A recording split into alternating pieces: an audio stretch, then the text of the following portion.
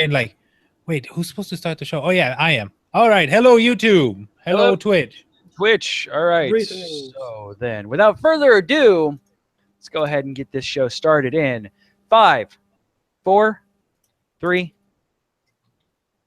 You are listening to a podcast of the Geek.io Media Network. For all of our shows and more, visit geek-io.net. And to help support the network, head over to patreon.com/geek.io.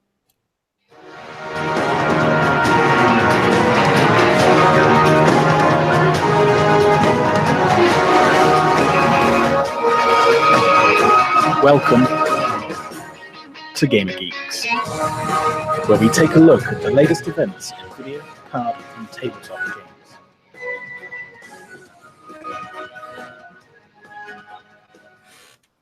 Yes, indeed. Yes, indeed. Yes, indeed.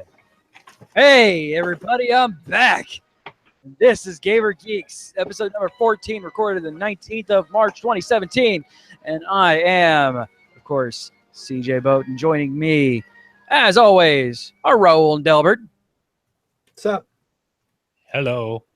And making his glorious return back from the abyss is Brendan.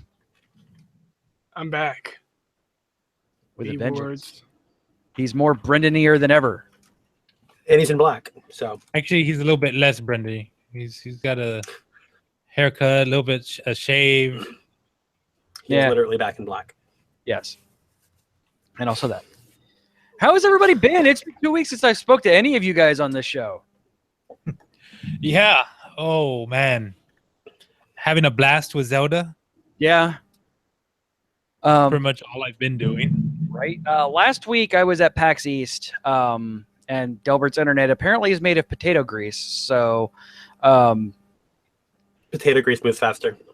So yeah, my Ethernet cable was a little frayed, so it was not getting a perfect signal. So replace that, and everything's perfect again. I'm not going to do any of my reviews for PAX East this week because I had some already lined up that I was going to be doing. I will be talking PAX East games next week because there are so many of them that I want to talk about. So many good games. So yeah, well, that'll all be next week. This week I got other stuff to talk about. We got lots of stuff to talk about. Actually, we got a lot of news and stuff. So, without further ado, before we move on into the said news and stuff, we'll take a quick break from our sponsors. Stay tuned.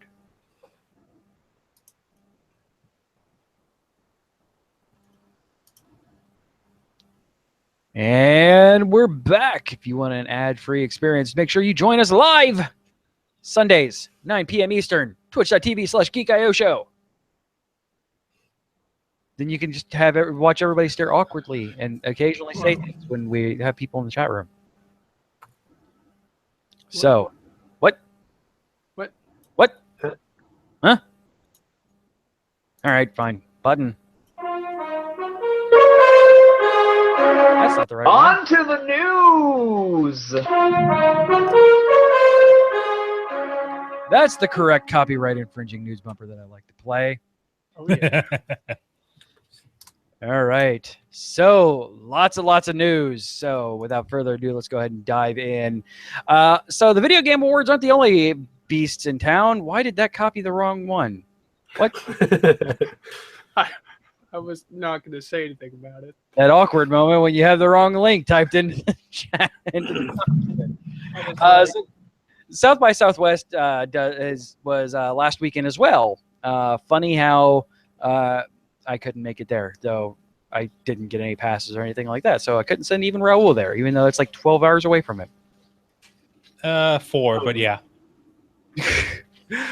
So, yeah. So, but in the South by Southwest Game Awards, Uncharted 4 took Game of the Year. Ooh, I have Girl Scout cookies. No? Cadbury Wisps. So yeah, Uncharted 4 took Game of the Year at South by Southwest Game Awards. Excellence in Sound Effects. Battlefield 1 took it, which any of the videos I've watched of that agrees with it. I agree with that one. Mm-hmm. Excellence in Musical Scores, Doom. Yeah. Yes. Yeah, Doom had an amazing soundtrack. Excellence in technical achievement, Battlefield 1. Much better game than the one for last year. Yeah. Surprised Overwatch didn't win. Right? Visual achievement, Uncharted 4. It was certainly beautiful. Also, excellence in animation. That'll give it. Like, that definitely. If you look at any of the animation, it is flawless for Uncharted 4. Excellence in art, Firewatch. I haven't played it, so It's a very artsy It game. does look really good. Yeah, Right. it looked very artsy. fair enough. Excellence in excellence and convergence. Sure. Batman: The Telltale series. Not sure exactly what that's supposed to mean. In excellence and convergence, I know what that word means, but I'm not sure exactly what that altogether means. Batman meets Telltale. Yes. Excellence in multiplayer, Overwatch. God, yes. Most memorable character, Uncharted 4, Thieves End, Nathan Drake. Yeah. I would have rather. I mean, he's definitely memorable. He is. I would have rather have seen a new character in there though, instead of just Nathan Drake. Most promising new IP, Overwatch. Absolutely. Most fulfilling community-funded game, Starbound. Yeah. Excellence in gameplay, Doom. Excellence in design, Dishonored 2. God, yes. That entire game, like the field on that is just brilliant. Excellence in narrative, Uncharted 4. Matthew Crump Cultural Innovation Award, That Dragon Cancer, and I'm going to cry just by looking at the name of that game. Gamer's Voice Multiplayer, Arena Gods, sure.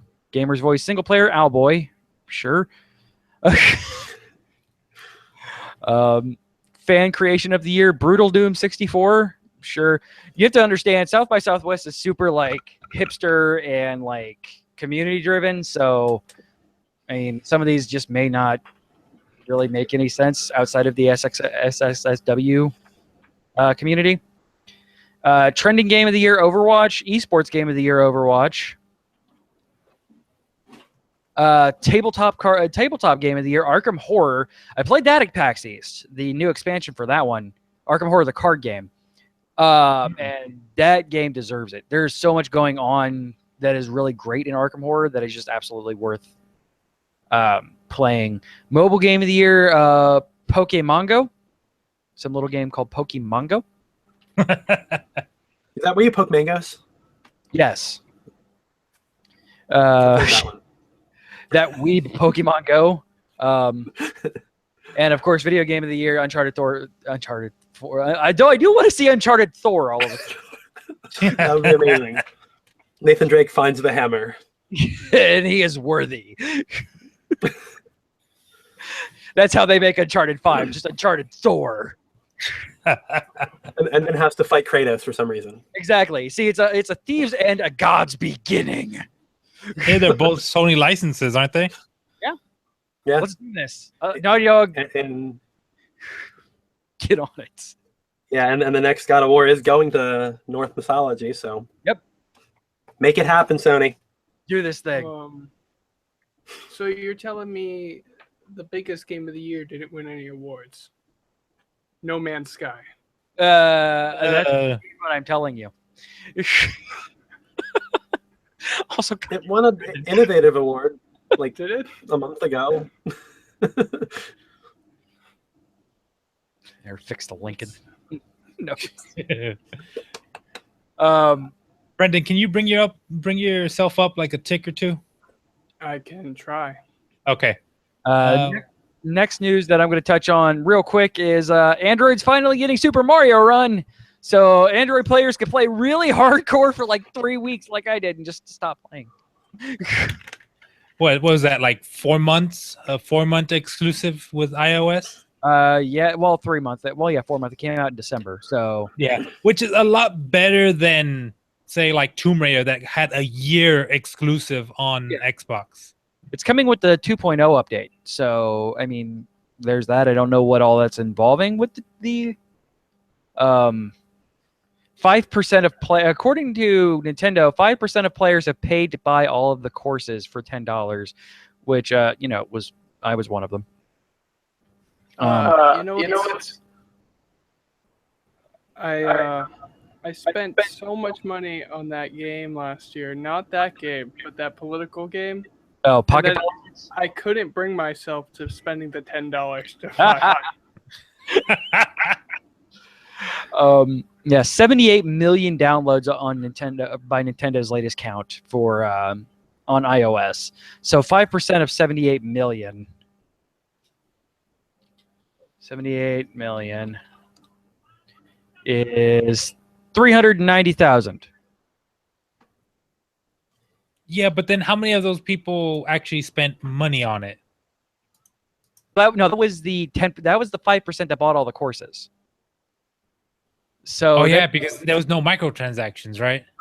Yeah, so they've made like almost $5 million or almost $4 million. That's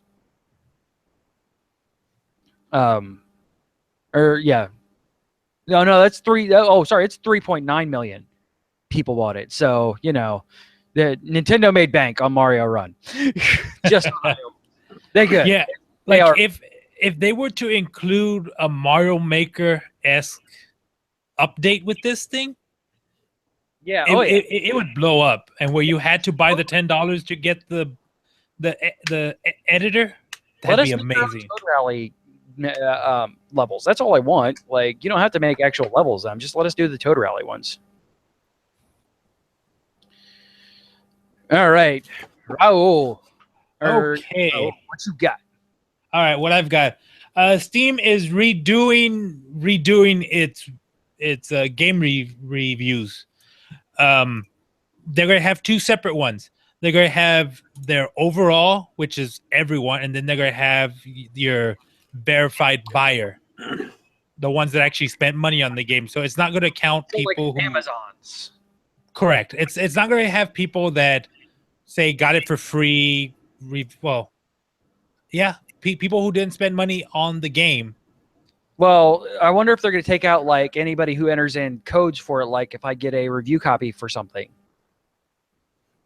From what I read, it was if somebody gets it as a gift or on a free weekend, it is not going to be counted. Yeah, it still doesn't help for press. That doesn't help for press. I doubt they would take away. Press reviews. That seems brazen and not a good idea. Yeah, but if you have someone typing a review of the game and they don't have it in their library.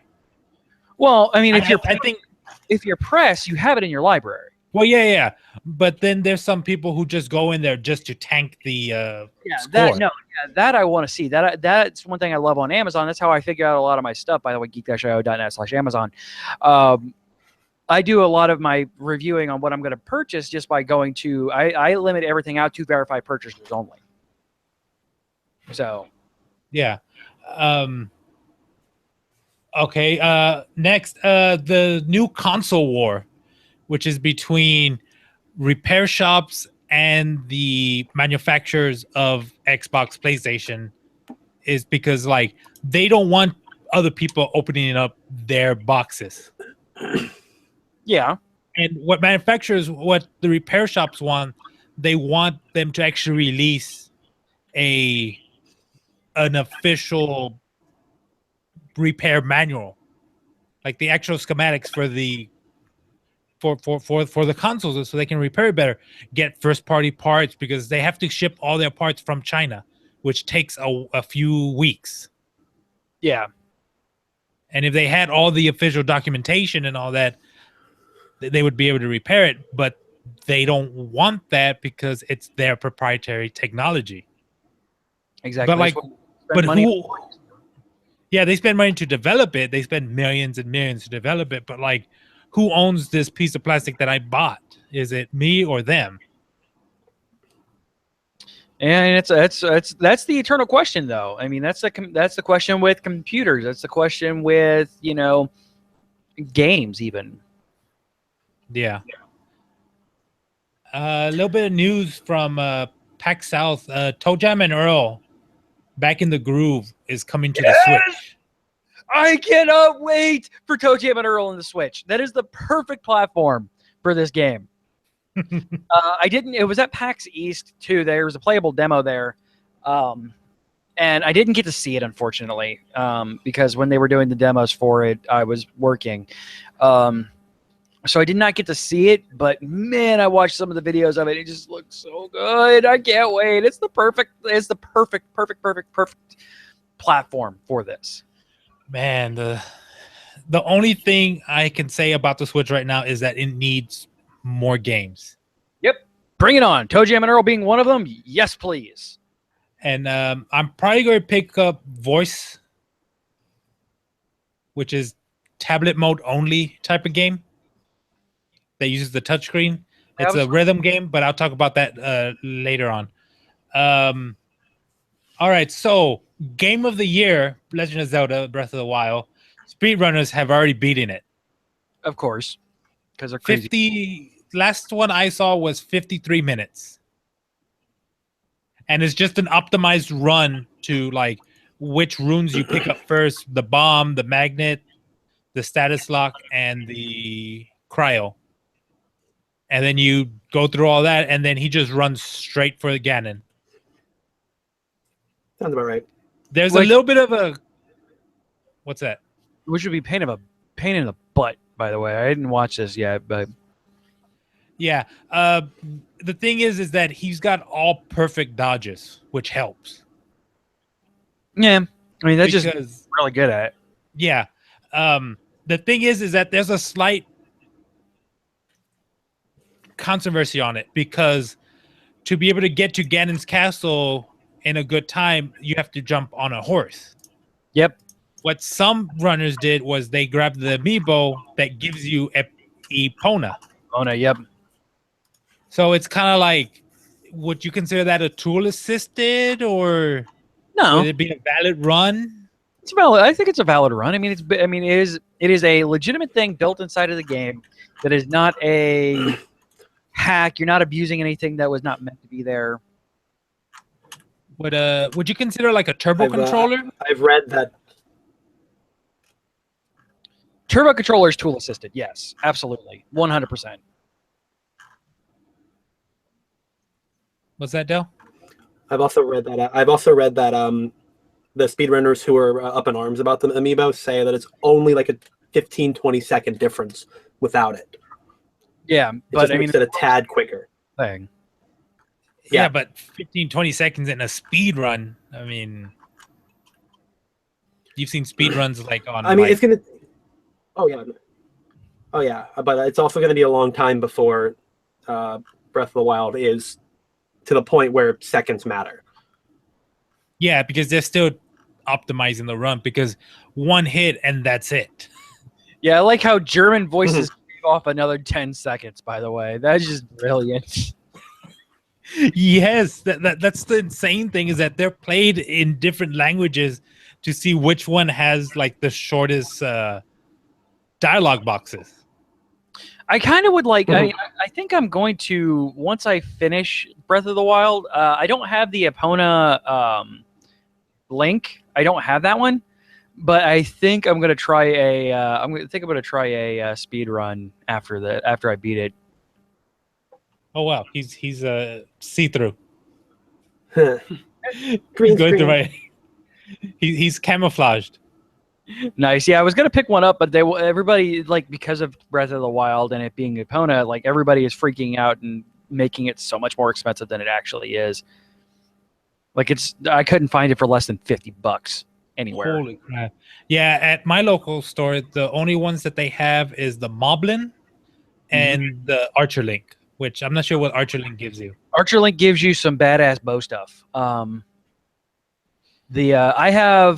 I have Zelda, and I have Archer Link, and I have the Twilight Princess Wolf Link for amiibos. And Archer Link I love because he gives you fish and meat, and also free bow stuff. Like, he gave me my first one was a Lionel bow that I got off of him, so, you know, a really strong bow. I didn't get Zelda until after I got in the Hyrulean Shield. Apparently, she unlocks the Hyrulean Shield for you early. Wait, Twilight Princess Zelda? No, Breath of the Wild Zelda. Oh, okay. Hot Booty Zelda, as she's being called on the internet. All right. That's it from my side. Hello. So this actually, I was gonna put it on as a news piece, but it tied into what Raul just had. So Raul, rather. But one of the current speedrunners of Breath of the Wild was on track to beat the record and drop it underneath 50 minutes.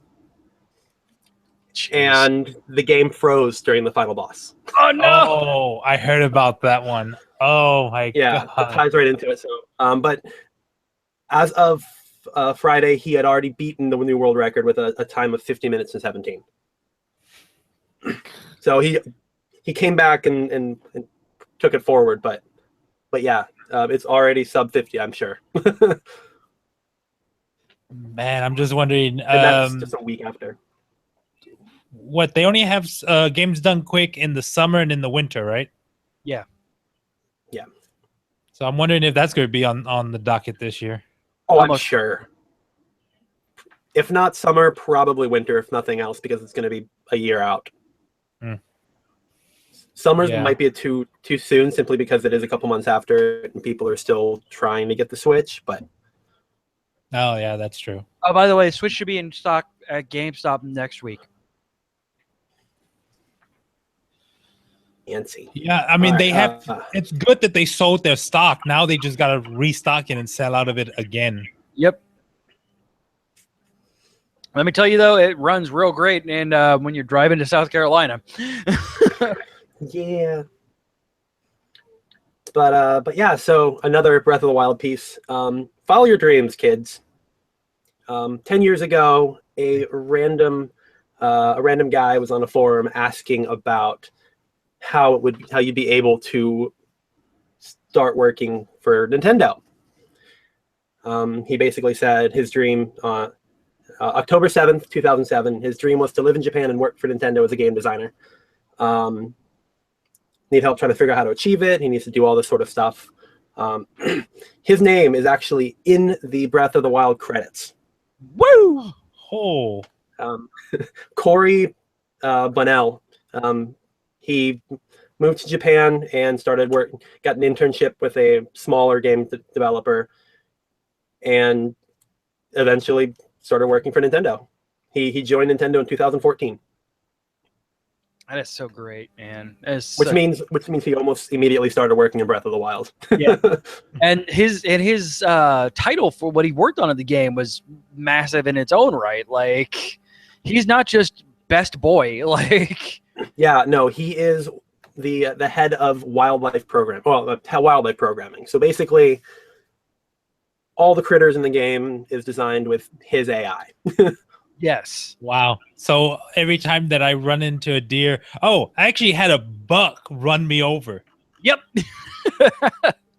Yeah, if you spook them instead of killing them, like if you accidentally, and not that I've ever done this, but launch like a bomb arrow at them and miss, they will go aggro on you, like, because you scared them, and they will just run the crap over you.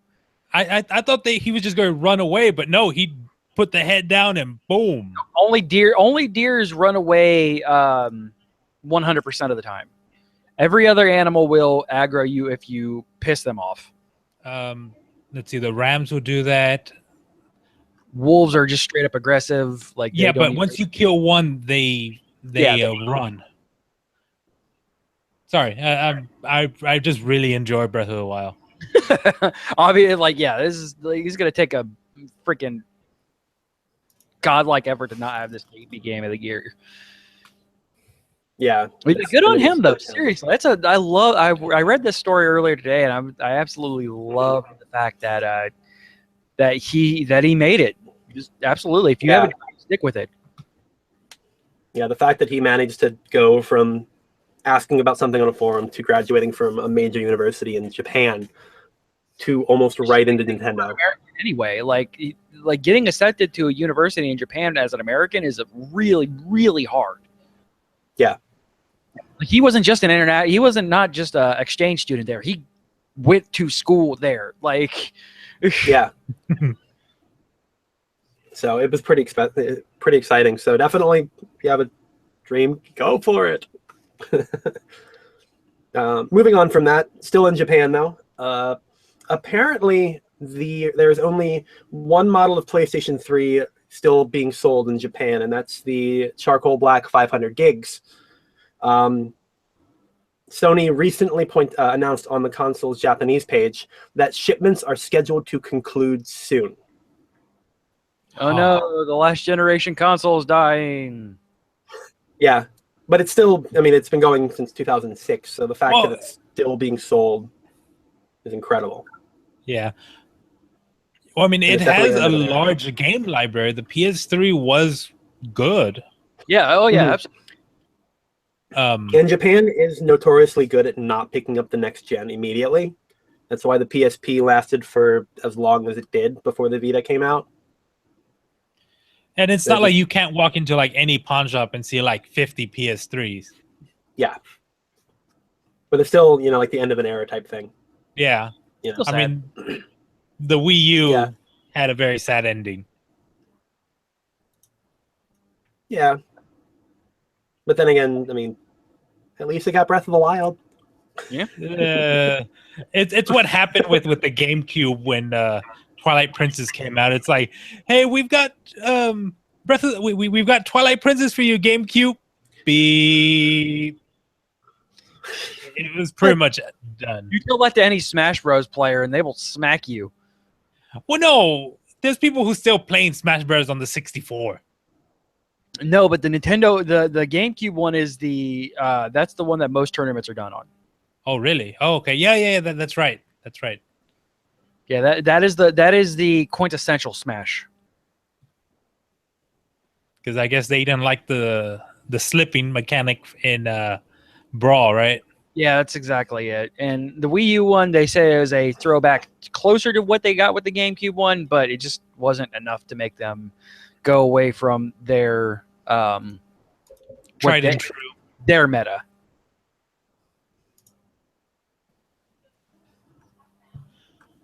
What? But yeah.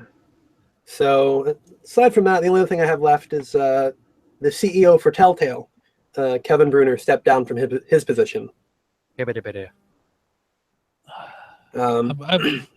they put a reason why he stepped down? He honestly didn't say. I mean, what I have, it just says he's stepping away. There are many possible futures for Telltale. Telltale. And he just thinks the time has come to pass the reins to somebody that can better drive Telltale to the next level and realize all the potential that is here. However, the co-founder, Dan Connors, is stepping up to take the position as CEO. So I don't know exactly how much different it's going to be run, but they basically traded jobs again. Because I guess Kevin took over for Dan back in 2015, and they're just switching it back over. Good for them. I mean, everybody has to move on eventually, so good for them. Yeah, well, I'm curious to see what he's going to do next. Yeah. Probably more talking games. Probably. The Telltale and Legos are like the pop figures of video games, don't you think? Oh, yeah, absolutely. Where they just grab a new license and then they just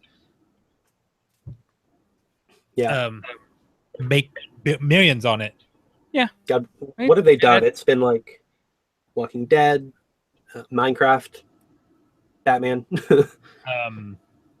Guardians of the Galaxy, Borderlands. Yeah, Borderlands was great, by the way. That was one of my favorite games of theirs. I've seen some of the clips, and they look really good. Game of Thrones? I have not played the Guardians of the Galaxy one. I want to, but is it out already? Is it? I don't know. I just want to play it. I don't think so. Yeah. Game of Thrones is out on it. Mm-hmm. That was good. So yeah, they've done some very large groups. I think Wolf Among Us was also them. Mm-hmm. Yes. Yes, it was. Which was great. Yeah. So they've got some really big licenses. Among Us, that and freaking Walking Dead. I got like bits and pieces of those from PS Plus benefits over the years, but yeah, I don't think I've ever played either of them. All right, Yeah. Brendan, what you got for us? Well, I figured for my return, I would go back to where it all began. No Man's Sky. Yay! Game of the year last year. Game of the year last year. Well, don't worry, guys. There's some updates that they're bringing on. We got updates. The big updates. Huge updates. Huge. We got the best updates. Jesus. Are they adding multiplayer to it? Nope. No. Why would they do that? That was Yeah, just that would make no promised to us. That would make no sense whatsoever. What? No. What do you mean? The game is already a multiplayer game. You just can't ever play with anybody because they don't exist with you. It's your galaxy. It's No Man's Sky, Exactly. including the millions of people that bought this that are no longer playing it. All right. What's with the new update, Brendan? Mostly bug fixes still. Their Pathfinder update, by the way. This is what they call this one, the Pathfinder update. Which really, I thought they were going to just take like version 3.5 of and make it better. But No Man's Sky Andromeda. it's buggy enough. We don't need that crap here. Well, no, they're fixing the bugs. The bugs are going away. Getting rid of the bugs. No more bugs. No more giant worm either. There's improved vehicle audio. Okay. Yeah, they've Because they that was holding it back, right? they have It more than was. one vehicle now, by the way. I know they have like rovers and everything. Yeah. It's really They taken have like off. 3. I think it's looking like what they almost promised us, but not really. I Almost. guess Still quite a bit off. you can build bases now. Yeah, which that's nobody been a can while. see. You could spend dozens of hours building a base that literally nobody can see. You can actually base share. There is something. You can turn on your base to be shared to other people. They So, fixed kind the of? crash physics. Sure. They fixed a rare bug that could cause players to fall through the floor when exiting a ship. That's This important. sounds like more fun than the game. Did they fix the abominations that get spawned on each planet? Those are great. You leave Melansaurus Rex out of this. That's the best part. That's the one thing that I will give this game is like the things that you just stumble upon are fantastic. Like the one time I discovered a demon-headed Brachiosaurus wandering around a planet that I just followed around for like 30 minutes. I just really love this game. It's like it's so because I was super excited for it, like everybody else was in the entire world. And then I played it, and I was like, "Oh man, this is great!" And I tried to tell myself it was great. Yeah. I kept on pushing for it, saying, "Oh, this game is so good." You and I tried hard our first episode of this to make No Man's Sky. Like, Is it you and I already hyped is it about bargain bin? Is it already Oh, bargain bin? You can get it for like $14 at GameStop for PS4. It was bargain bin the day after it came out. Pretty much. After they realized that nothing that got promised was released, everybody's just like, nope, we don't want this. I think one of my favorite videos is them showing the E3 footage and then the actual footage, and it's the Jurassic Park. You leave Melansaurus Rex out of there. I was like, "Oh, this game is so good." I just flew off one really bad-looking planet to another bad-looking planet that has exactly the same looking creatures. Just Maybe they that have. third planet won't be so bad, and then it's worse. Oh man, check out that new creature! It has purple ears instead of orange ones. So different. That one back leg is massive. Thank you, procedurally generated creatures. Oh, you It's said it got was a 3 what? legs. Were they creating like freaks of nature? Was like just had one long leg? Some of them would, like you would see, like I saw there on one of the clips that we have on our channel is me walking around here on like the day after we got it, and like one of the creatures is like one leg is so much longer than the other ones. So like it would lift the leg up and it would like slant to the side to walk on the other three legs and then prop back up and somehow support itself on its one really long leg. I mean, did you like So start it was hearing basically like, humming. "Kill me now"? Oh, I killed it. After I watched it for a couple of minutes, like, yeah, I need to put this poor thing out of its misery. With the one thing that they nerfed, they took away my mining blaster being good in combat, man. Ridiculous. And then you can't do anything in that game, and the Sentinel come and start killing you, and you're like, Yeah, I was you just look trying to funny. get. You look funny at a plant and 3 sentinels just come down. Like, what the hell, man? I was just trying to get some material so I could fly to another boring planet. I'm just hungry. And then you find the swamp planet with acid water, and oh man, that's so much fun. With gonna nothing start- but one island and acid water everywhere. You know, I'm actually gonna reinstall the game and More power to No. Why? play it. It has PS4 Pro support.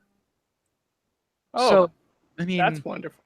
that's great. However, it's locked at 30 frames a second. This game So, still costs buy $60 your on Steam. PS4 Pro. You buy your PS4 What? Pro. It's $24.99 for PS4 at GameStop pre-owned, by the way. No, but it's still $60 on Steam. On Steam, but it's on sale Yes, it is. all the time.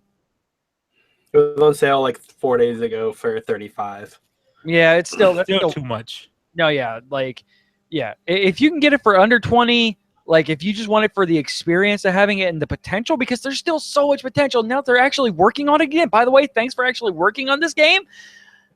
They've been working on it Maybe, ever since it came out. yeah. Now there's been 0.23 updates. To be I feel fair, like though, those numbered updates were huge. Yeah, because they didn't do anything for almost 6 months. I feel like they've done more work on the game since it's been released than they actually did work on the game prior to release. Oh, I wonder how much that has to do with Sony, like I because can. Sony is backing them, right? Well, no, because it's on PC. So No, this was a Sony funded project. Sony put a lot of money into this. They really Because did. this was a 5-person team making that weird ass mobile game that they made, and then all of a sudden, No Man's Sky is Joe announced. Danger. Yeah, Joe Danger. It yeah, was a 5-person team, and then like they somehow wound up with this AAA title. Yeah, and then Sony admitted that they put a lot of money behind it. To be fair, I feel like it would have been better if they didn't lose everything when their studio flooded that one time. Yeah, that may be it, but still, I mean, They lost a lot there, and I'm sure Sony was like, yeah, okay, the release date's not changing, so get to work. I wonder how many Sony programmers are working on this right now. Like how many more developers that they got in, I think because they're already in so much money. They might as well just throw more before they actually. in for a penny, in for a pound. Pretty much. Oh man! All right. Wait, do you have a thing for a news story and a review? Well, yeah, we can get rid of one of them. Okay, we're gonna get rid of that one and move on into the Blizzard corner. All right, so this is the Blizzard corner where we talk about all things Blizzard. Starting off, yeah, you guys, Ungoro, the Journey to Ungoro got a release date and a special Amazon Coins pre-order promotion. According to Hearthstone.com, Journey to Ungoro will be released on April 6th, though no official release has been announced from Blizzard as of yet. Their turn forward the clock bug worked on April 6th, as well as the aforementioned Amazon currently running a promotion which gives you 500 Amazon coins if you pre-purchase the expansion through them. On their offer page, rules clearly state that the promotion ends just before the clock ticks on April 6th. So what's the point of 500 Amazon coins? You can get if you order through the Amazon store on Android, you get the 500 Amazon coins, which you can use to purchase other things through the Amazon Android store. Can you also use them as like currency, like for Amazon products? Is no, only the digital stuff on the through Android. Oh, okay. But you can spend that 500 coins that they give you on more Hearthstone packs. 500 Amazon coins is $4.85. Hey, that's $5 less than what everybody else is paying. That's true. So, and if you have an Android device with Hearthstone on it, I mean, there's literally no reason not to do this. Unless you're really anti-Amazon. But yeah, the big news is April 6th is the most logical release date that we have so far for Journey to Un'Goro. All right. In Overwatch news, or let's stay in Hearthstone news for a bit. Good idea. International prices for Hearthstone packs are getting a slight changed, a slight price adjustment for everywhere except the Americans. People or are the so Americans. heated about this. Oh my god! So Yeah, angry about this. I know. I mean, okay, the euro, it's going to be $2.99 now, euros. Now you've got to realize the euro is about, what is it, like 20 or 30 cents more than the. That is for 2 packs for the euro. It is 2.99 euro, which is $3.22 US dollars. But don't they have like a higher tax rate than the? Yeah, Because it does take tax out as well, doesn't it? well, just on that alone, euro it's $3.22 for 2 packs in, and euro. Basically, this is to recoup the taxes that they get hit with, because it was just $1.99, which is the same price for 2 US packs. So. Oh wow. Okay, no, it's not 20 cents difference. It's only a. Wow, the euro has tanked a lot. Mhm. Greece, Brexit. The euro compared to the US dollar, it's $1.08 for €1. Yeah, and like I said, Greece declaring bankruptcy and Brexit hurt the euro a lot.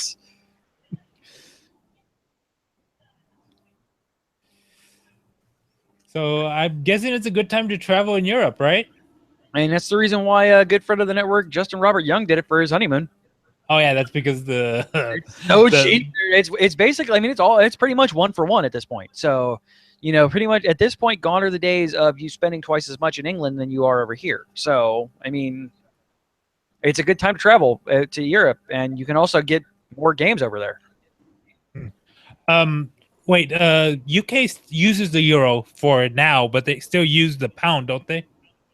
They're the pound mostly, but some people will accept the euro depending on pretty much the establishment. Mm-hmm. Yeah, wow. The British pound to the dollar is 124. Yeah. Which Like- I remember when I was younger, it used to be what, almost $2? Yeah, Greece declaring bankruptcy tanked. For more on some basic news of the day, check out Generic Live Show Sunday mornings on geek-io.net/live. They'll cover news from all over the world. It's really good stuff. So check it out.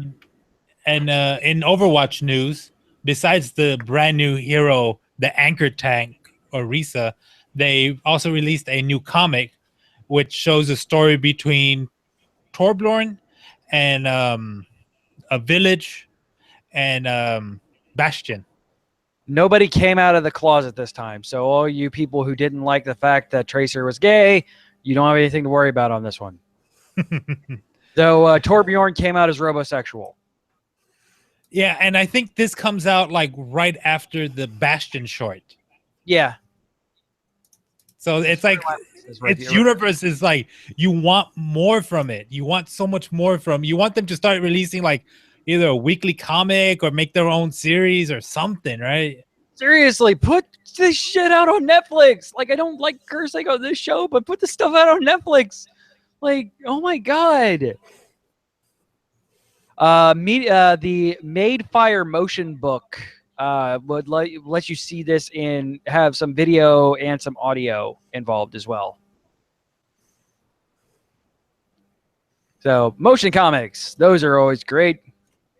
Actually, it is done pretty well with the Blizzard stuff. Yeah, I haven't actually seen any of those. I just read the comic ones. Ah. So I'm just not generally a fan of motion comics because they look weird to me. Mm-hmm. So. Oh, Blizzard would make a ton of money if they actually printed these comics, right? Oh yeah.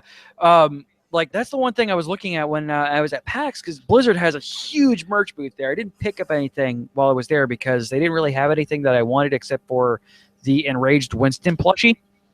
But they sold out of those the first day, and I didn't get there till Sunday.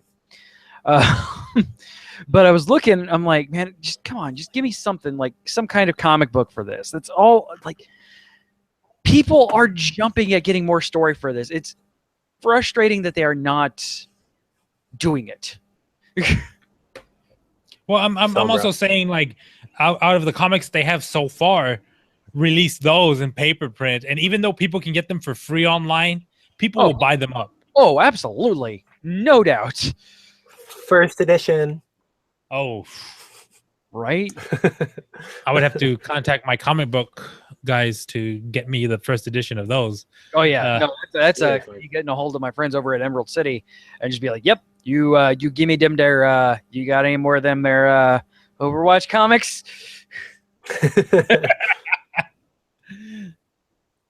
All right, Delbert. Hello. What you got? It's me. So Diablo 3 is getting a new patch coming up soon. They haven't released any info on it yet, or any release date info rather. But it's patch 2.5 is finally coming, and one of the biggest things that's coming with this is the armory. So what this basically means is the armory allows players to store up to 5 complete character builds on every character. That's so good. So allowing you to switch between set items. Respecking. So yeah, it's pretty much the respec from WoW, right? Yep, but that's one thing that like irritated me when I'm playing the game. Like on my monk, especially, monk is big on this. Where depending on what kind of enemy you're fighting, you want a different build.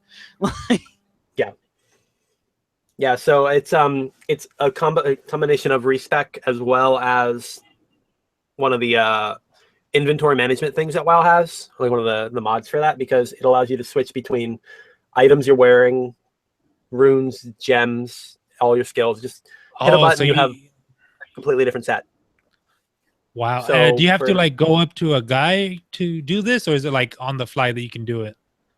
It looks the little GIF they have kind of clicks. It looks like an armory. Yeah, it looks like an armoire. Yeah, when you go to, like, it's showing you in the first town next to the inn, or next to your player chest, there's a little, like, suit of armor, or there's a little armoire there that opens up to a suit of armor that lets you choose your specs. However, you can probably, if you can TP back, you can probably switch it on the fly. Yeah. So it's not going to be like it's locked into one thing or another. I'm not going to walk all over your news story. I'm not going to walk all over your news story. I'm not going to walk all over your news story.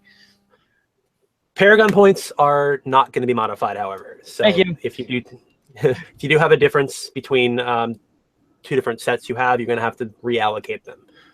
But the cool thing about that is there's a new hotkey that's going to be added for Paragon points. Currently, if you hold Shift and click, you can spend 10 points. Now they're going to allow you to hold Control and spend 100 at a time. Woot! That's great. If you had a point, yeah. If you're sitting on 1,000 Paragon levels, it's obviously going to be useful. When does the new season end? Or it's on season what, 4 or 5 right now? It's like we're getting season 10, dude.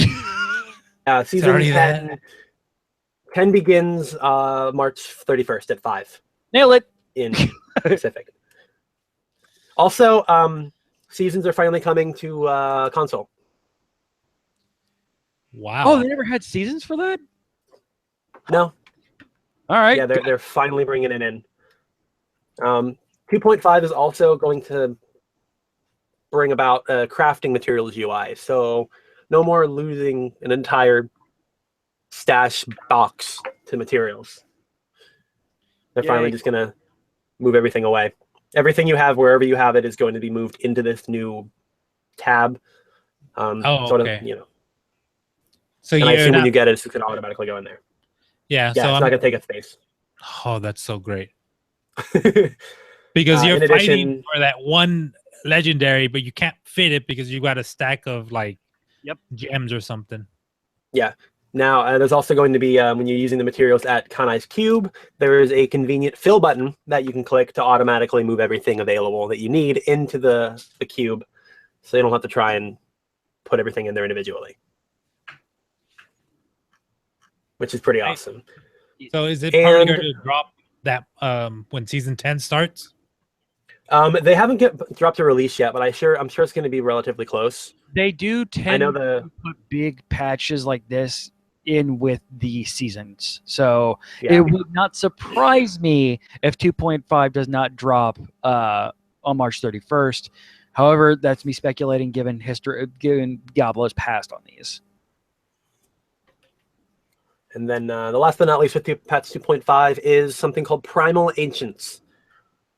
It's a new tier of ancient items that are basically ancient items with perfectly rolled affixes. Woot. Everything that could be on there is at their absolute ideal level. Whether that means minimum or maximum value, which could go very bad for some people. Yeah. It doesn't try to guess what affixes are going to be perfect for you, but it's going to have a few rules. It's going to drop for the appropriate main stat of your class. Always have the ideal number of sockets available for that item. Perfect. And it can come, and it can come from any source of legendary item, like every other, like that. The R70. Only Sorry! after you've completed at least a level 70 Greater Rift. So, but it needs to only be completed once per game mode. So if you did it once, even if you've never been able to get to that high again, you'll be fine. Unless you're doing seasonal, in which case you'll have to do it every season. Yes. All right, Which Brett. So that was like a dramatic pause for effect. Blizzard is suing Bossland for repeated instances of copyright infringement.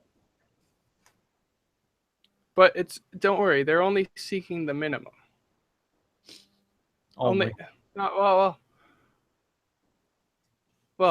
the minimum is $200 in damages against Blizzard, but you multiply that $200 by the 42,000 times, and you get around like 8.5 million. And then you tack on the attorney's fees and other costs, and you get like 8.7 million. So if Blizzard wins, Bossland is done. Yeah. Bossland, for those who don't know, do the buddy bots. So your honor buddy and your stuff like that. If you're not familiar with them, you can no longer download them. But you can look at their site. And yeah, I mean, because they are against the whatchamacallit. And still buy them. Wow, that's ballsy of them. They just want to tack on more money. Right? I would think that they would be intelligent enough to take that down to be able to purchase that. Like, well, I guess they figure, how are they going to pay back the 8.5 million? So what's a couple more? wow. Well, no, they're just going to seize all their assets, isn't it? Basically, yeah, because I doubt that they're going to be able to pay the $8.5 million. So might as well keep it rolling. Right? Yep. And yeah, that's going to be a hit for them. Oh, yeah. Just a little one. Little bit. All right. So moving on into the tabletop world. Monopoly is in the news, you guys.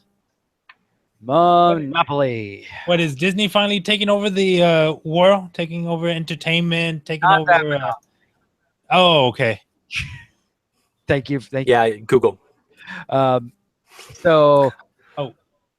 be gone, you pathetic thimble and You had the dog, the car, the top hat. The wheelbarrow, I think, is gone. be gone, Scotty Dog, and No, they didn't get rid of the dog, did they? I think so. The dog is my boy. Hasbro's tease coming up. I know the thimble like got beat big time. Thimble, wheelbarrow, and the boot. The boot. The boot got the boot. So we're getting a T-Rex, which is great.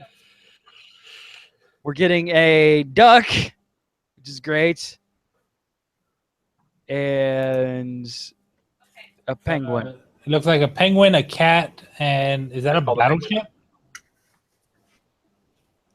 I mean, I'll take the T-Rex. I'll call the penguin forever. That penguin. That doesn't look like a penguin. It looks like a bird with a dolphin head. I mean, that is Isn't that what essentially a penguin. is? Okay. You literally just described a penguin. You got me there. Okay. Correct. So, yep, I call it T-Rex. Rachel calls the duck. I'm just gonna bring my own thimble to board games now. But just so you guys know, I've literally never lost a game of Monopoly. So, and I've played like dozens of them. Well, Monopoly is a war of attrition. You do really realize is. that, I'm right? one of the most stubborn people. Raul, you know this better than anybody else. Well, Brendan knows pretty damn good because, well, he's kind of related to me. I am one of the most stubborn people in the world. So the fact that Monopoly is just like whoever stays the longest wins, I'm like, all right, cool. Kick my feet off. I'm gonna take everything. Is this a Monopoly challenge you're issuing? Oh, absolutely. We have plenty of Monopoly games over here. I will straight up. I challenge anybody who comes to the Gamer Geek studio to. I will challenge you all to Monopoly. A Monopoly. I have a Monopoly. No. I mean the winner of the most Monopoly games. Oh. Yeah, Play we have them all at once. We have because we're Disney people, so we have Nightmare Before Christmas. We have Disney villains. We have Star Wars. We have, I think we have the weird one that actually doesn't use money and just uses the you get a wallet, which is, by the way, brilliant. Oh, it's just a credit card, right? Yeah, it's the credit. Yeah, there we go. It's the credit card. By the way, so brilliant, especially when you're playing with kids. Like, that is just the greatest thing ever. Like, I really don't feel like dealing with money. I can just put it on the credit card thing and then just there. Let's go. Talking about digital, CJ. Yeah. Dungeons and Dragons Wizards of the Coast is coming out with a digital app that's going to help for 5th edition. That is going to help with character creation, spell lookup, weapon lookup. It's got all the compendiums. Compendiums. Yes, that's the word I was looking for. Very well. Right now, the site, you can only sign up for the beta. By the way, if everybody gets the you rolled a 20 on it, don't think that means you got the thing. That just means you're signed up. Why, did you think you got it? No, but so many people do on the. I am a frequenter of the D&D, the biggest D&D Reddit, and like so many people thought that they got it because they said you rolled a 20. No. That's just them being playful. You rolled a 20. You rolled a 20. I mean, statistically speaking, everybody rolls a 20 eventually. I mean, Raul rolls them on Maniple usually for like initiative. No, that is a lie. Never to kill anything. I mean, I roll the 20s to kill things. No, I roll a 20 by accident. Yeah, you just go roll 1d20 and there's your 20, and then the rest of them are usually like 3s and 4s. Yeah, for some reason, my initiative is like next week. Yeah. And by then, your barbarian's already dead. Wait, And my what? barbarian's dead? Yeah. Spoiler alert. Oh, right. I don't think we got to that episode yet. No, we have. Okay. Honestly, like I just record them and I'm like, your roll gets them up, I hope. Wait, I was? All right. yes. All right. Yeah, this was announced at PAX East. I didn't get to see this one either because, again, everything happens when I'm working at PAX. So no word if it's going to cost anything like that. DNDbeyond.com. They teamed up with Curse for this, by the way. So if you hate Curse, this is not going to be friends with you. Ooh, speaking of Curse, I forgot to add this in the news. What? Twitch is releasing an app with Curse. Yeah. It's just a Curse client with a Twitch add-on. I mean, that's good. I mean, I kind of like the ability just to easily go to Twitch regardless. So, I mean, good. Yeah, but with this, they're trying to fight Twitter and Discord, which Discord completely blew up. Yeah. Oh, yeah. Discord was weirdly like just took over everything. Yeah, it's even taken over Slack. Yeah. Though not really for our use. It's not really that great for our use for it. But all right. So we're going to take another quick commercial break, and we are going to move on into reviews after that. Stay tuned.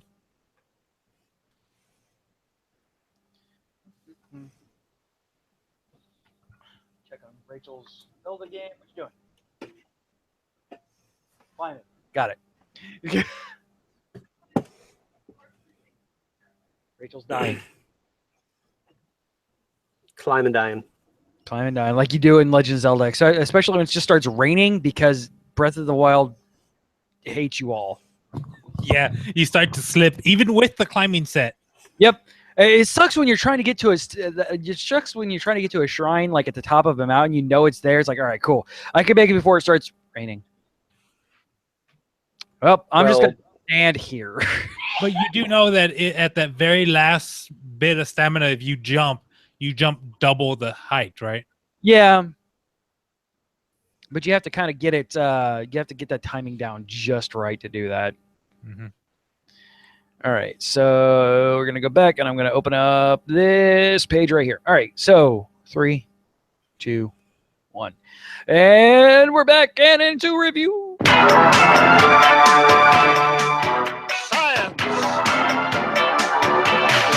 This is all of our old bumpers because I lost Brendan's.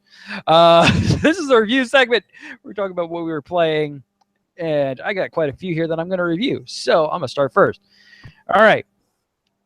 First of all, I want to talk about the Nier Automata demo. It's a very pretty game. Super pretty. And, like, really good. Until it just starts jumping around in camera angles that you can't control. Oh, it's one of those.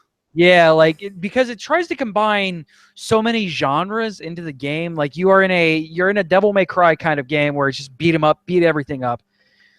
And then like you also have this cool little like bullet hell creator that flies around you that you can control, and that's really cool. And then but for some reason then it jumps you to a top down where you can't control anything. And it's very jarring. And then it'll jump you from there to a complete and total 2D side scroller because why not? And then from there an upskirt. Yeah, pretty much because 2B is not wearing a lot of clothes. Though they do kind of keep her all right. For Japanese robot girl, they keep her pretty all right. But I beat it pretty quickly. It's not that challenging. It gets you a nice feeling of the character, of the scenario, of the scenery. It's very, very, very pretty. I'm going to give the Nier Automata demo 3 out of 5 because those camera angles, man, they get bad. They get bad fast. Though they do a cool thing with the big boss fights in it, at least the one that they give you in the demo. They turn it into like a combination beat 'em up and then bullet hell where you have to like rhythmically dodge the bullets or die horribly in a hailstorm of bullets. Scale's really nice. I can't state that due to the demo I'm gonna go pick it up. At least not at $60. I just can't. it's just not really. I can't warrant the $60 drop on it. That's just me personally. If I see it on sale You can for buy your trophies. yeah, and you can buy trophies, which is a little weird, but whatever. I just can't. I won't justify $60 on it. When it drops down $29.99, that's more than perfect. Next up, of course, I have to state this every time that I do this. The next 3 games, I have received review codes from Nippon Ichi Software America. So take these as a grain of salt. They did not pay me for these, but they did give me review codes for these. Disclaimer over. First of all, I'm going to do actually reverse these. Toho Genso Wanderer, which comes packaged with Toho Double Focus. Toho Genso Wanderer is a roguelike in veins of like for you Japanese RPG players of the PS1 persuasion, Alundra is a lot like this. It's very much so. It's also like a old school Zelda kind of feel, except you're adorable chibi Japanese girls with magical powers. But it's a roguelike, so it is brutal difficulty. Yeah, I've got a love-hate with roguelikes. Yeah, it is. I mean, you go through the training area, and if you die less than 3 times, you're amazing at this game. You get cool little helpers. Everybody's chibi and adorable, and like it's super Japanese. Where like she will sit down, and every time you eat a rice ball, you hear adorably go "ikitakimasu," and then start eating, and then get power and health and really cool things, and then a giant thing jumps out of a wall and eats you, and then your adorable ikitakimasu is completely gone because now you're back to 3 health, and yeah, and that's the training area. Wow. If it's in the vein of all the other Toho games I've played, then I can imagine. Yeah, it is. It is. From what I understood, these are my first 2 Toho games that I've played. I've seen the other ones like Bullet Rondo or whatever it is. They do, I'm guessing, assume that a lot of the game, because everybody seems to have this familiar relationship with each other that I have no idea what means. Like, yeah, it's 24 games deep at this point. I mean, yeah. So okay, if you're that deep, don't assume somebody played the games. I'm like, okay, cool. That person knows that person, and that person knows that person, but they don't know that person. They're real friendly, but then they hate each other. I'm like, all right. So, I mean, it's just a little weird to assume like that much storyline continues. But if they can continue that far into it, awesome for them. I'm going to give Genso Wanderer a 2.5 because when I get frustrated at the training area to a point where I haven't been frustrated like that since Dark Souls 2. No, sorry, Demon Souls. Like, yeah. I'm not one to wimp out on games. And I got frustrated to the point where I had to put the controller down and just stop. Sounds about right. So, yeah, the games are coming out this week, by the way. By the time this airs, they should be out. Thankfully, I was out this last week because I'm just now allowed to review these games now. So, yay. Game that comes packaged with it is Toho Double Focus, which you take everything from the roguelike of the Genso Wanderer and throw it out the window. And now you're an adorable crow lady and a wolf girl. And they're a 2D platformer akin to Shovel Knight or Super Meat Boy. And, like, this game's a lot of fun. Double Focus is a ton of fun. It's definitely a Metroidvania game. Let's not compare it to other games other than simple. It's a Metroidvania game. So you have your overworld map and you transpose into areas and you get things that you can blow up in other areas, and like you get power-ups that can only be used in certain places in that 3 places ago. And again, everybody's adorable and chibi and have a strange relationship with each other that I'm not sure of. And apparently the crow girl's a journalist and the wolf girl is her sister. I'm confused. The wolf girl. She's moonlighting for Spice and Wolf. Blank, blank, blank. Pika, pika, pika, pika, pika, pika, pika. What? All right. anime thing. Okay. So yeah, Toho Double Focus, I'm going to give a 4 out of 5 on because it's really fun. It's challenging, but not throw your controller across the room kind of challenging. It's the challenging that you want out of a Metroidvania game without it being too egregious. It's not this sound. Exactly. Yeah, exactly that. It is. It's so fun, and the music is great, and like the sound effects are amazing. I And would recommend picking up one of the Bullet Hell versions, one of the Bullet Hell Tohos. Bullet Rondo is the one, I think it is. Yeah, there's a few of them, but they have some really good music to them, and they're punishing. Wanderer is the music is amazing. Like, yeah, Toho does music fantastic. But yeah, so Nisa gave me review copies for both of those. I don't think you can get Double Focus without getting Genso Wanderer though. So at least right now, but it's free. You buy Genso Wanderer, and it's not even a $60 game. I want to say it's a $39.99 game, and you get Double Focus for free. So absolutely worth it. Has it out for $50. I guess $49.99. It's worth it though. Double Focus. I mean, Double Focus is a $50 game on its own, and it's like Metroidvania games, which I do. So, I'm only going to review half of this next one because I've been incredibly busy, so I haven't been able to play both of them yet. Danganronpa has been released 1 and 2 for the PS4, and I played through 1 again.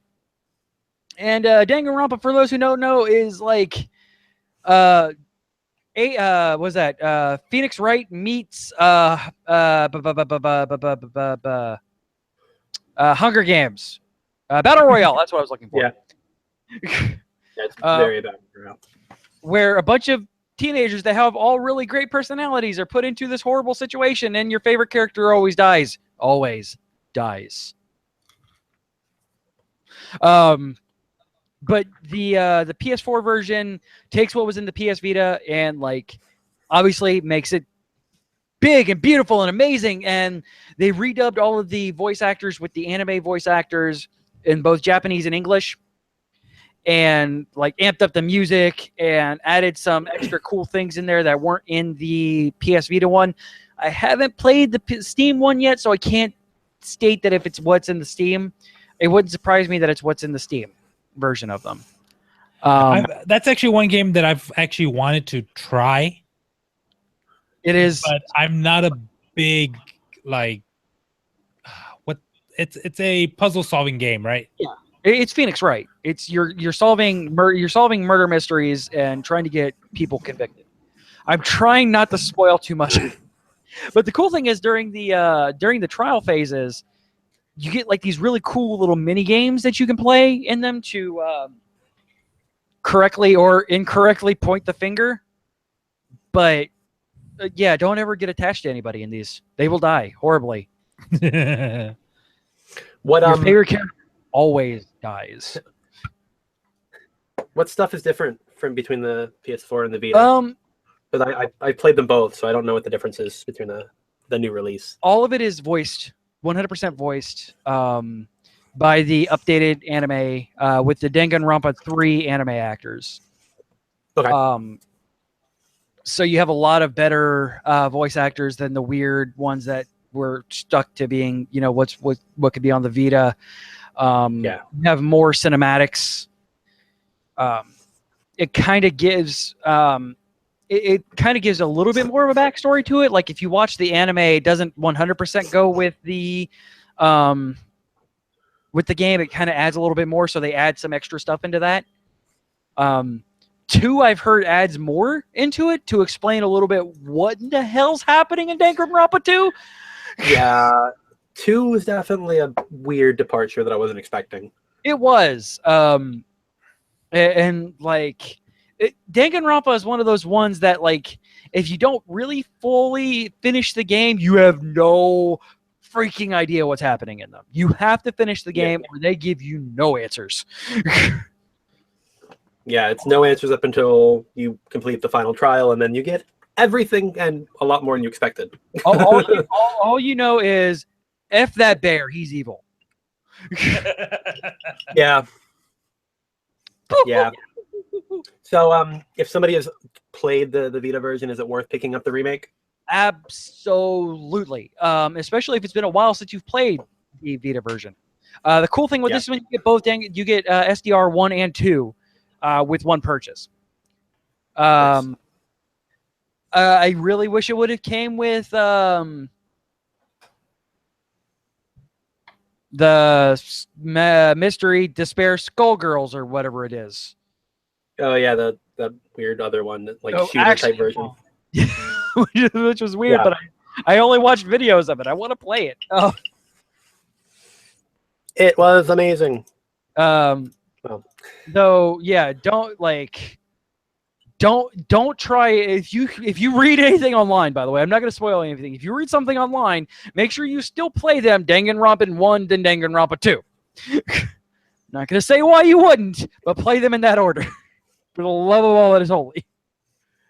But it's so good. Like if you're not against watching kids die, because that's the entire thing of it. Like if you are okay with Hunger Games or Battle Royale, then absolutely pick this up. I'm going to give it a 4 out of 5, because some of the inconsistencies that were there are still a little bit there, and there's that one trial that is supposed to work that one way but doesn't, and you kind of have to accidentally make it work. They didn't fix that. Though I did plow through SDR 1 really quick, so like I remembered everything that was going on in it. I will also say that Danganronpa 1 and 2 are meant to be complementary. Yes, absolutely. So having one without the other doesn't give you the full story. Yeah, and that's the reason why I'm glad they released both of them at once. Yeah, because I didn't like that with the Vita versions. Like after I finished DR1 that you gave me, I'm like, all right. Then I took some time off and didn't play 2 for a while, and then I played 2. I'm like, oh man, yeah, I was really supposed to know exactly 100% what I was going into with this, and I really don't. Yeah. Yeah, definitely having both of them together is a lot better than just playing one off by each other.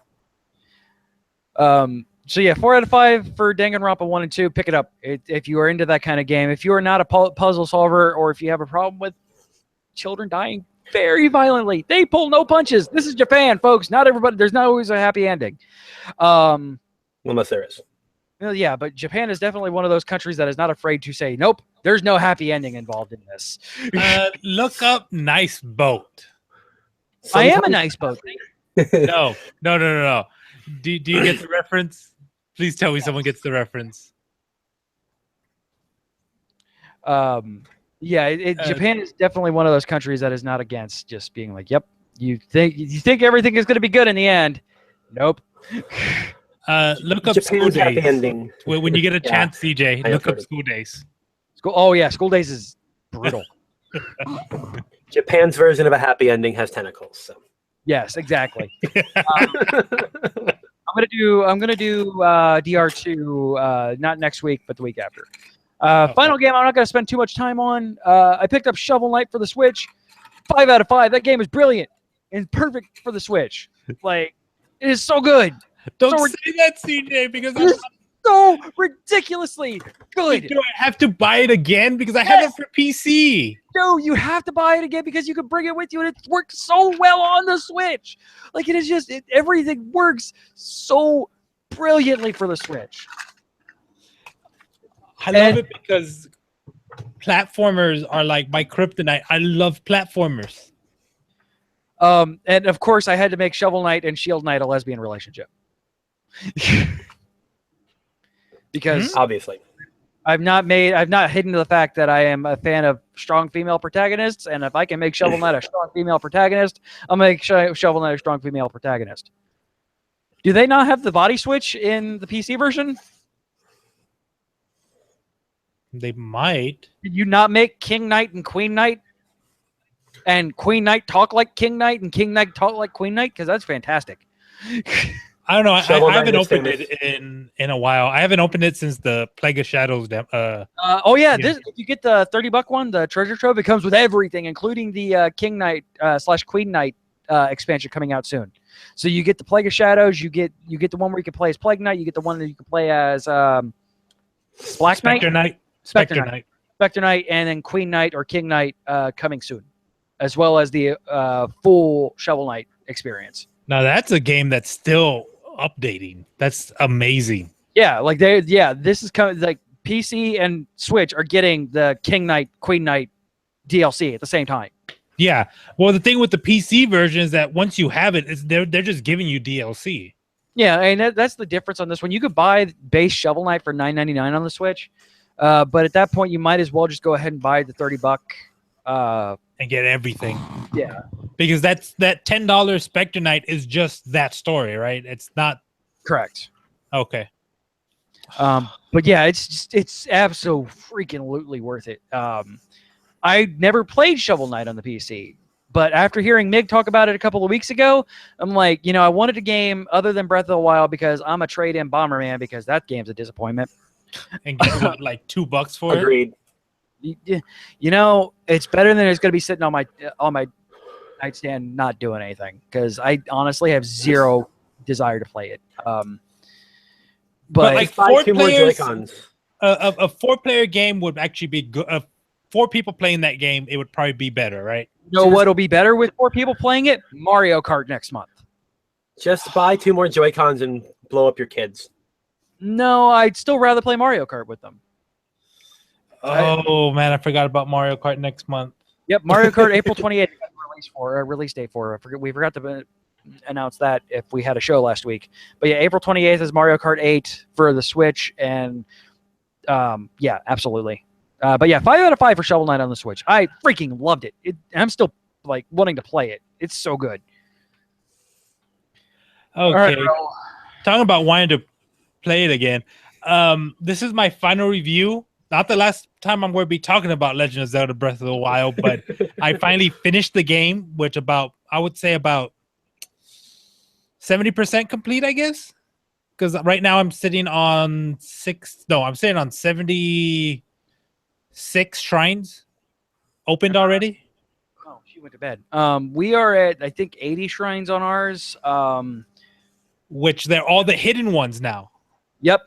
So it's like all the ones that you have to do a certain task, and they don't pop up on your radar until you complete the task. Absolutely. So, yeah, final review. This gets a 5 out of 5 for me just because it is such a do whatever you want kind of game. And I don't usually enjoy the games that don't it doesn't hold your hand. You don't even need to go to the first guy that pops up. No. You don't ever have to actually talk to him until you're ready to leave the plateau. Yeah, actually, I think you can just go straight for. Yeah, you can go straight for the first tower and pop it, right? Yeah, you can go to the first tower, pop it, and then you can do the 4 things without ever actually talking to the guy. And then at that point, he'll just be in the Temple of Time. Yeah, there's just so many little things about this game that makes it great, and then little things about it that are just nitpicks. Yes. Great things is like the other day I was trying to get rubies because one way I make rubies is I cook food and I sell it. I'm there sitting in the forest, crouched down in stealth armor, waiting for deer. For deer, wolves, does. I'm just in there and I'm just like, okay, pick up this meat, go back, cook it all, sell it, and then go back. And yeah, and the another thing I love, everything has physics, including you. Yeah, oh yeah. So if you get knocked off a cliff, you go rolling down that cliff. Every time you hit that cliff, you take damage. Yes. And it does get annoying at times, but you just got to realize you got to have the right armor set on for fighting certain enemies. Yeah. I.e. the guardians. You want to have that guardian, the ancient set. No, if you get it upgraded, like I'm at 3 of 4 on my guardian sets right now. Like at that point, for the most part, you just keep that thing on unless you're climbing. Or swimming, because you take so little damage in that guardian armor, but it takes so much to upgrade, including the incredibly difficult to farm star pieces. Oh wait, level 3 needs star pieces. Yep. Oh man. Star Peak and giant ancient cores, Oh. which you can only get off of the the giant flying ones in Hyrule Castle, and it's a rare drop off of the Sentinel ones on the towers in Hyrule Castle. Oh, okay. The other day, I can spend hours on this game just exploring and doing little things. Like I do a shrine here and there. I'm like, oh, what's this? Oh, a shrine popped out. It's like, what's this quest? Oh, you want a picture of this? Okay. And like I'll start at like 9 o'clock in the morning, and then by the time I know it, it's like 1 or 2 in the afternoon. Oh yeah. Have you done any of the Still Memory stuff? I finished all of them. Okay. Yeah, that storyline is deep as hell, man. Holy crap for a freaking Zelda game. Or, by the way, anybody who thinks Zelda is like just a princess like in trouble, no. Like take everything you possibly could think of as the stereotypical princess thing and leave Zelda out of it at this point. Yeah, she is amazing in this game. Badass. Which is actually making me want to spend the $20 for the DLC because it's adding a more story to it, another standalone story for this. I got that with my pre-order. But yeah, if you buy a Switch, get this game. Or if you have a Wii U, get it. Well, yeah, the only problem with this game is that Nintendo outdid themselves to a flaw because it does have a few technical issues. Yeah, You do have some frame rate issues, but it hasn't. So often. Huh? Game freezes every so often. Haven't had that issue yet. I get it all the time in Hyrule Castle. It depends on how fast you're going. Like if you get there's a part in there where you can get into the dining hall. I train like 6 people into there, and then things start like literally freezing. Oh, okay. Yeah. But I mow through those things like there's no tomorrow. So. Yeah. And like the thing is that you can do anything and nothing's really blocked off to you. No, absolutely nothing is blocked off to you. You can go straight from the first plateau to the final boss like we were talking earlier. Yes, you can. And then like the thing is that all the, I'm going to call them main temples. Yeah. You can go to them in any order. Yep. And they're all pretty much the same difficulty. It's just that it's different mechanics for each one. And it's not really... Because, Ocarina of Time didn't really have difficult bosses, did it? Yeah. It was just different strats. I mean, the very first boss in the forest, you just had to realize which painting he'd come out of. Yeah, I mean it is a matter of like it's just a matter of keeping yourself balanced and and then realizing the strat you have to do to defeat said boss, and like on the 4th, 5th time actually defeat it with your last weapon broken, like almost about to break. You just chunk the spear and it ends the fight. Though I did that with the water one. I could deal with a little bit less of breaky weapons. Like if there was one thing that I could say, give me an opportunity to repair some of my weapons. Because the Master Sword is fine, but like I could still just mow through weapons. It's I don't want them to not break. I just want an ability to repair them. Yeah, my theory on it is like just something I've been telling myself is like these are 100-year-old weapons. Yeah, I'm sure some of them are. Yeah, especially the ones in the castle. Yeah, it's just like I said, just give me an opportunity to repair them. That's all I want. I don't want them to not break. I just want when you're like, hey, this weapon's about to break. Oh crap! I'm gonna run to the Gora and blacksmith, and he can repair my stuff for a cost. That's what I wanted. That's what I thought I was gonna get. No, with the amount of weapons in the game, there's really no need. The only weapons you can recraft are the weapons that you get as a reward, which I can't get any more details than that. And another game. So yeah, get Breath of the Wild. Another game I picked up. It's on the Switch. I haven't picked it up on the Switch, but I played it on the iOS, called Voices, which is VOEZ, which is a rhythm matching game. Which it has Japanese, Korean, Chinese, and American songs on it, but they're only about a minute long. But that's probably all you could really handle on it because you can adjust the speed at which and at the difficulty it comes in, and it's just like the music is just so good in it, even though I can't understand half of the music. But yeah, it's a good mobile game. The bad thing about it being a mobile game is that you have to pay for additional songs. But on the Switch, I believe it's $25 and you get everything unlocked. And that's for voices. CJ, did you see that game? I saw it. I haven't picked it up yet because I'm not huge on rhythm games. Yeah, I picked it up on the iPhone, and it's pretty good. I do like how it's just not like a static, like, okay, these are your 4 keys and you got to no, these patterns move, and it's like it's got great visuals on it. The music is great. I'm not going to spend money on the iOS version, but I'm probably going to pick this up on the Switch. The only problem with the Switch version is that it does not work in TV mode. You have to be in mobile mode to actually play it. It's an actual touch game. Which makes sense. Yeah, They probably it just makes ported it sense. from one to the other. Yeah, which, I mean, if it's that easy to port, it's looking good. I give voices for iOS 4 out of 5. Nice. Woo. So, all I've got for this week is more Horizon. Next week is going to be a little bit bigger because I get Mass Effect Andromeda at some point this week. So, something new. But Horizon is still a solid open world.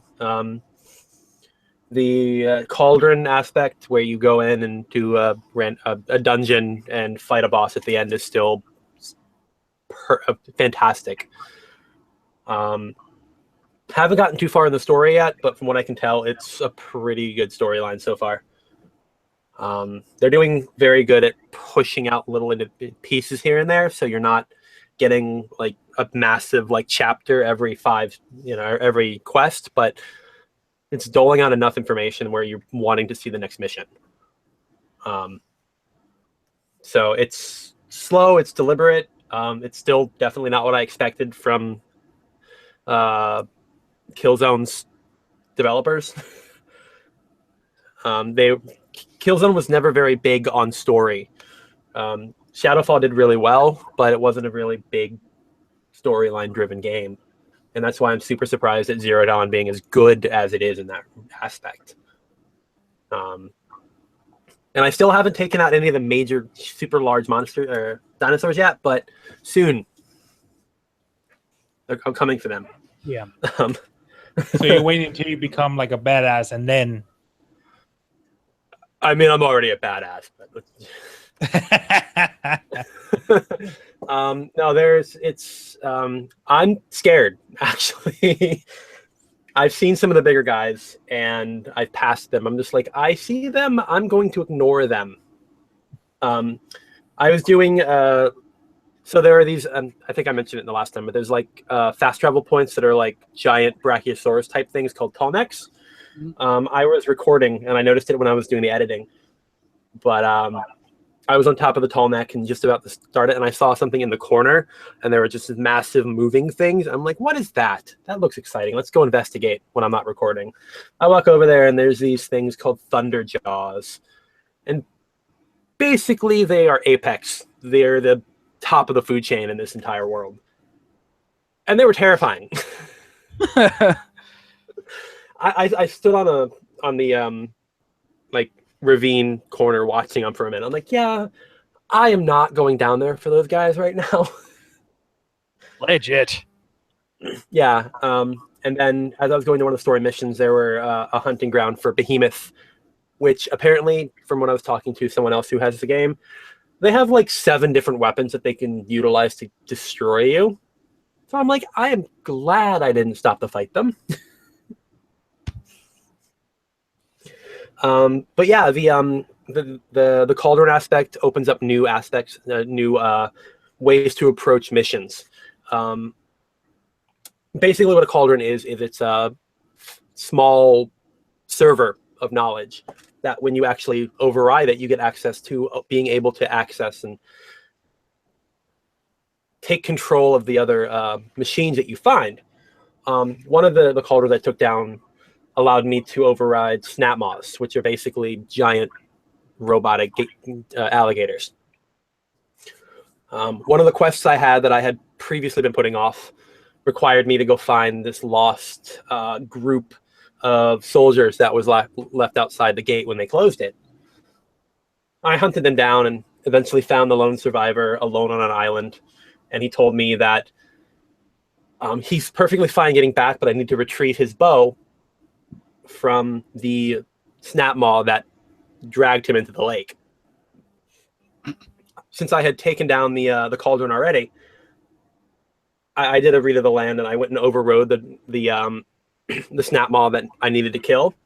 And it was a small island. The snap maw did like a patrol around it, and on one side there were 3 other snap maws just hanging out. Huh.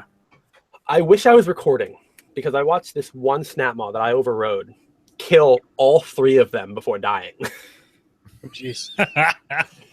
I watched him rip them all to shreds, and it was great because the final spot, the final 2, like my snap maw and the rest, and the other one was at like a sliver health, and they have this like ground stomp ability that does AoE damage. For whatever reason, they both decided to use it at the same time. Oh god. So they literally killed each other. And I'm sitting there like, that happened. Because I was not recording. Wow. Amazing. So yeah, it was exciting. Dynamic ability of every approach, like walk up to a monster and override him and let him kill things for me, and then I can kill him off at the end. It has an incredible amount of depth to the combat system. So it's still a 4 out of 5. I'm not going to drop that. I would even, if the story goes better, like I'm at an early point in the story, so if the story gets more intense, I would even say 4.5. There's still the issues of the distance traveling and everything, but it's definitely worth a pick. If you haven't picked them, don't have anything for the PS4, definitely get the Horizon.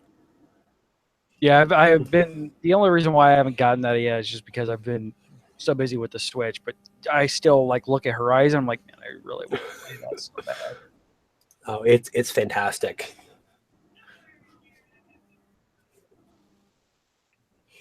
All right, This week is definitely going to be me between Horizon and Mass Effect. So nice.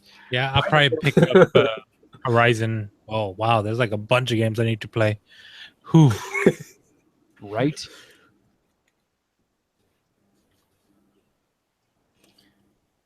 All right, Brandon, what you got? I got this new game. I saw it on Steam and I was like, I like survival games. I like that kind of stuff. So I picked it up. It was only like $30. And this was before Alex left, so I bought him a copy too because it's multiplayer. You can play online with people, which is what multiplayer means. Yes, typically. But you got like your guy's a criminal, and he was like you get crucified at the beginning of the game for some reason. Like you get different reasons on why you're a criminal. Like I think Alex was something like streaking it in public and like some weird kind of like weird which is definitely a crucifiable offense. Yeah. It's like really you're like why, and but you get saved, and then but you have to go into exile. Hence the name of the game, and it's just like a survival game, but you have like different religions and stuff like that. It's interesting. But it's still very early on. I feel like they're going to add a lot more to the game. And there's a penis slider. Yes. There is. I played this at PAX for the first time, and man, it's a lot of fun. Like, it is ridiculously fun. Isn't it pretty much Ark? Yeah. Sounds about right. With gods. With dong sliders Yes. and gods. Correct. I'm gonna give it a 3 out of 5 for now. Fair. And then this gem I found while I was doing prep today. It's a simulator, but it's a PC building simulator. You're building a computer, and Okay. like it's interesting. I don't know how to explain it really. Like, I heard about this actually, and I think it's a great idea. yeah, I was having a good time with it. It was like, with the tutorial, you can buy stuff and then they get sent to you, and you have to put together a computer. And I guess eventually there'll be a career mode where you'll be building computers and selling them. But I think it could also be used because most of the parts are actual parts in life. So you can build something and then... I could see these being used as like a training, Yeah. as training, because I'm looking at the video right now and it's like, wow. I mean, that's Like the second step to PC part picker. Yeah, right? You can pick the pieces, but who knows if they're going to work until you buy them. I think I actually PC have building that simulator. case. Surprise! Yeah, but the free tutorial was great. I'm going to give that a 5 out of 5. That was solid for what it is. It's just a short little tutorial putting together a computer, but there's just so much little things that go into it that I'm like, you know what? That's kind of cool. 5 out of 5. Very cool. Wow. Yeah, I'm like, Yeah, oh yeah. So what kind of pin do you need? Do you need the 24 or the 20 ATX pin, the Molex, the SATA power? Wow. it's definitely a great way. If it's as fleshed out as it seems, it's definitely a great way to build a new system without buying $3,000 in parts and finding out they don't work. They all don't fit in that case that you have your heart set out. I mean- Exactly. I'm also seeing this as like Oh, seeing anything with that. for like A+ certification, because I know A+ has the software and the hardware part. Correct. And I mean, for some people, the hardware is easy. Other people, the software is easy. But if you need to know like the specific name of something, like the 4-pin power that they used on IDE drives that they still use on fans now, the Molex, and then Yeah. SATA, PCIe, PCI 1.0, all those, the bus speeds, all that stuff. And it could also be modified into like a test for if you're looking to go into one of these big, computer builders to see if you know your shit. Yeah, because To I know actually if you work. put something in Yeah, it. I actually work with someone that used to work where they had to build like 30 machines like in a week or two. Mhm. They would get like a huge order of like 200, 300 machines. And yeah, he had his process and he just do it like, and when you're building that many computers, once you get your rhythm down, you can do it blindfolded at that point. Yeah. Yep, I thought it was pretty cool. I just found it today while I was looking around, and I thought, you know what? I like it. I might have to Yeah, Look I into saw it getting like that. 2 or 3 days ago. It looks really good. My only problem with the idea behind it is I wish I had the money for all of this stuff. yeah, 2 Titan GTXs, a Ryzen 8. Yeah, Ryzen 9. Screw it. All right, you guys. So you can reach us via email, geekioshow@gmail.com. Put Gamer Geeks in the subject line. Facebook, Twitter, YouTube, Twitch, everything is all /Geek.io show. You can give us a call, leave us a voicemail at 727-489-4335. That is 727-489-GEEK. Support this show and every show on the entire Geek.io network over at patreon.com/Geek.io with a small monthly donation. A little bit goes a long way, brings more to you. Make sure you check us out. Our Facebook or our YouTube channel is youtube.com/Geek.io show and twitch.tv/Geek.io show. Miguel LaRosa, who was on last official show, is officially joined us as our newest streamer. So now we are up to 3 streamers, myself, Raul, and Mig, over twitch.tv/Geek.io show. We're removing all of our live video shows too anyway. So follow us for whenever we're doing some cool stuff. I'm going to start doing some streams mostly daily. So yeah. This show is recorded Sundays at 9 p.m. Eastern, so check us out. Anything else before we head on out of here, you guys? Nothing. If you can find a Switch, get Breath of the Wild. Yes. Seriously. Yeah, within the week I will be doing some Mass Effect Andromeda. So if you're curious about the game, just hit up my Facebook. I'll be posting stuff much as I can. Yeah. So give it a shot. Mig did his first video with us was a stream of the early access, and it's just as funny as people think it is. Yeah, it's hilarious. So so I will be posting. But yeah, definitely I'll have to be switching between that and Horizon for the next couple of weeks. But hit me up. All right, you guys. Tell me what I'm screwing up at. Right? What about you, Brendan? Where can people find you? Where should people find me? Find me on the streets. Catch me outside. How about that? All right, we're out of here. Bye. GG. Good game, See you guys. everybody.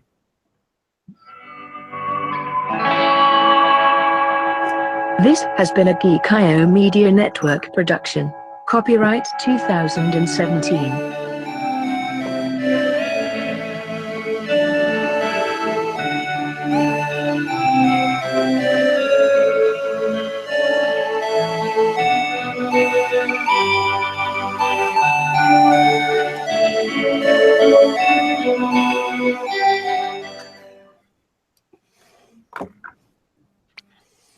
All right.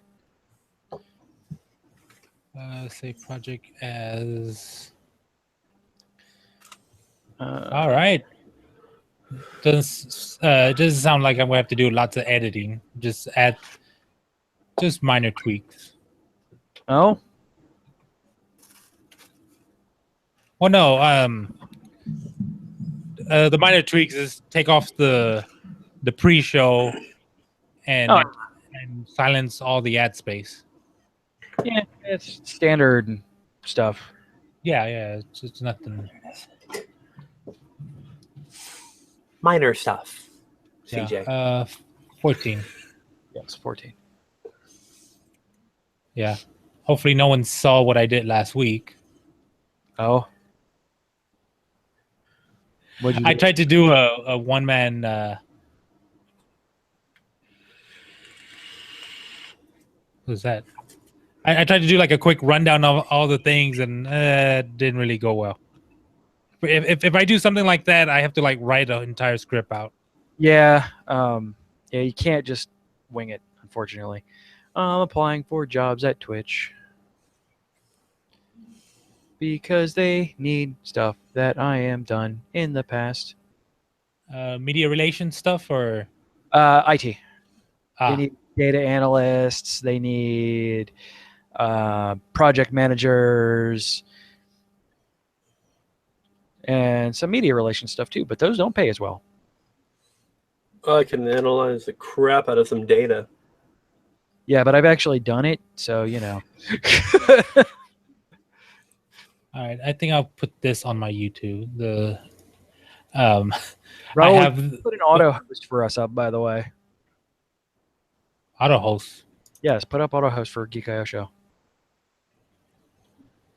Oh, for my channel. Yes.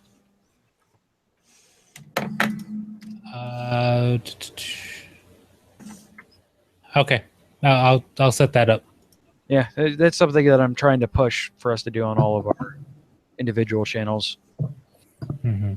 I'm not stressing Yeah. too much about everybody streaming the Geek IO show. Prefer it to be there, but Yeah. if you're going to do that individually, set up an auto host for Geek IO show. Okay. Yeah. I mean, I do like auto hosts, but I think they're kind of impersonal. I'll set it up. There's no problem with that. But I like the real hosts. Well, yeah, but it's better than to. I mean, the cool thing is if you do it strictly through